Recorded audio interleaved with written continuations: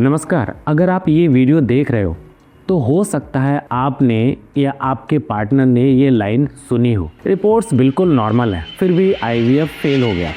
और जब reports normal होती हैं कपल्स भी कंफ्यूज हो जाते हैं। सबसे ज़्यादा जो चीज़ डैमेज होती है वो है होप। तो नमस्कार, मैं डॉक्टर रंजीत सिंह, फाउंडर समदोष आयुर्वेदा। पिछले 15 सालों में मैंने 45,000 से ज़्यादा मेल फर्टिलिटी पेशेंट ट्रीट किए हैं और मैं ये कॉन्फिडेंस के साथ कह सकता हूँ बहुत सारे आईवीएफ फेलियर्स का रीज़न स्पर्म काउंट या मोटेलिटी नहीं होता, बल्कि स्पर्म का अंदर का डीएनए होता है। सबसे पहले बेसिक समझते हैं, स्पर्म का काम सिर्फ एग तक पहुंचना नहीं होता है। स्पर्म का असली काम होता है अपना जेनेटिक मटेरियल परफेक्टली डिलीवर करना। और जब स्पर्म का डीएनए डैमेज होता है, फ्रेगमेंटेड होता है, तब फर्टिलाइजेशन हो भी जाए एम्ब्रियो वीक हो जाता है, इम्प्लांटेशन फेल हो जाता है या अर्ली मिसकैरेज भी हो जाता है। इसलिए डीएनए फ्रेगमेंटेशन या एसडीएफ को साइलेंट किलर बोला जाता है। अब ये समझना बहुत जरूरी है कि रूटीन सीमन एनालिसिस क्या चेक करता है और क्या नहीं चेक करता है। एक्चुअली रूटीन सीमन टेस्ट सिर्फ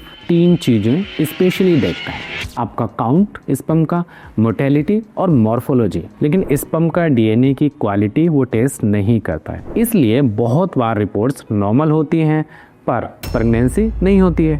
अब बात करते हैं स्पर्म डीएनए फ्रेगमेंटेशन टेस्ट की। ये एक एडवांस टेस्ट होता है जो ये चेक करता है स्पर्म के डीएनए स्ट्रैंड्स कितने इंटैक्ट हैं और कितने ब्रोकन। जनरली अगर डीएनए फ्रेगमेंटेशन इंडेक्स 15% से कम होता है तो फर्टिलिटी पोटेंशियल अच्छा माना जाता है। 15 से 30% के बीच बॉर्डर लाइन होता है और अगर 30% से ऊपर हो तो नेचुरल कंसेप्शन और आईवीएफ दोनों के चांसेस सिग्निफिकेंटली कम हो जाते हैं। स्टडीज क्लियरली दिखाती हैं कि हाई एसडीएफ केसेस में आईवीएफ और आईसीएसआई के फेलियर रेट ज़्यादा होते हैं इवन विद गुड एम्ब्रियो। अब सबसे important question, sperm DNA damage होता ही क्यों है? इसका सबसे बड़ा कारण है ऑक्सीडेटिव स्ट्रेस। ऑक्सीडेटिव स्ट्रेस का मतलब होता है बॉडी में फ्री रेडिकल्स का ओवरलोड, और ये फ्री रेडिकल्स स्पर्म के डीएनए को डायरेक्ट डैमेज करते हैं। ऑक्सीडेटिव स्ट्रेस का मेजर रीजन है smoking, alcohol, obesity, diabetes, chronic stress, poor sleep, excessive heat exposure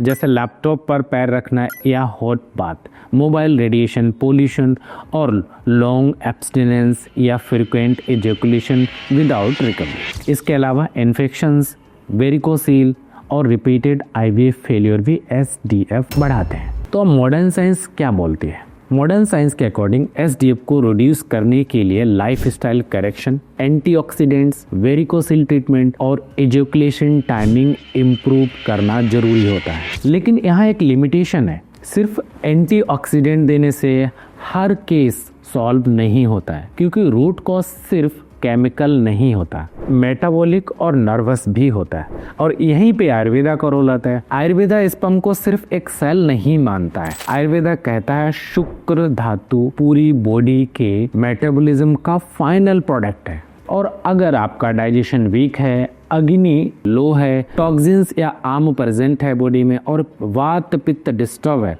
तो शुक्र का डीएनए लेवल पर डैमेज होना नेचुरल है। आयुर्वेदा एसडीएफ को 3 एंगल से देखता है। पहला अग्नि और मेटाबॉलिज्म, दूसरा वात इम्बैलेंस जो सेलुलर इनस्टेबिलिटी क्रिएट करता है, तीसरा ओजस डिप्लीशन जो जेनेटिक इंटीग्रिटी को वीक करता है। इसलिए आयुर्वेदा का अप्रोच सिर्फ स्पर्म काउंट को बढ़ाना कभी नहीं होता है, बल्कि सेलुलर रिपेयर होता है।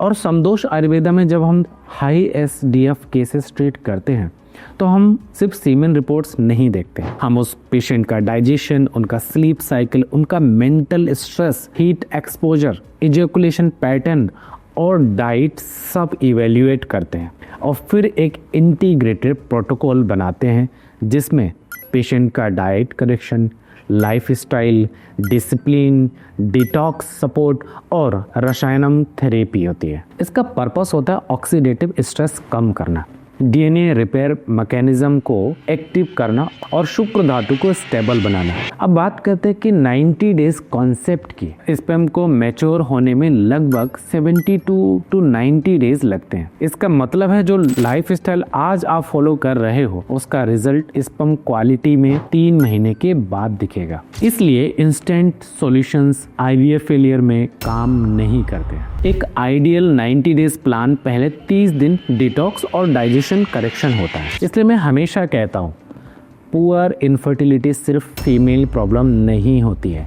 50% केसेस मेल फैक्टर से लिंक्ड होते हैं और उसमें से एक बड़ा silent factor sperm DNA fragmentation होता है। अगर आप या आपका पार्टनर आईवीएफ फेलियर फेस कर चुका है, रिपोर्ट्स नॉर्मल होने के बावजूद रिजल्ट नहीं आ रहे हैं या रिपीटेड मिसकैरेज हो रहा है, तो सिर्फ साइकिल रिपीट मत करो, रूट कॉज को एक बार चेक करो, एसडीएफ टेस्ट कराओ और प्रॉपर इंटीग्रेटेड ट्रीटमेंट लो। मैं हूं डॉक्टर रंजीत सिंह, फाउंडर समदोष आयुर्वेदा से, मेल रिप्रोडक्टिव और बाजीकरण स्पेशलिस्ट। समदोष आयुर्वेदा में हम साइंस और आयुर्वेदा को साथ लेके चलते हैं, इसलिए हम सिर्फ नंबर्स नहीं आउटकम्स ट्रीट करते हैं। और इसलिए मैंने और मेरी टीम ने 45,000 से ज़्यादा पेशेंट सक्सेसफुली ट्रीट किए हैं। अगर आप भी हमसे कंसल्टेशन चाहते हो, कमेंट में लिखो कंसल्ट या क्लिनिक से डायरेक्टली कांटेक्ट करो।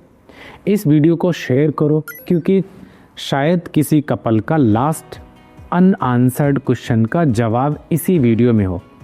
आईवीएफ फेल होना एंड नहीं होता है, गलत रीज़न पर फोकस करना एंड होता है।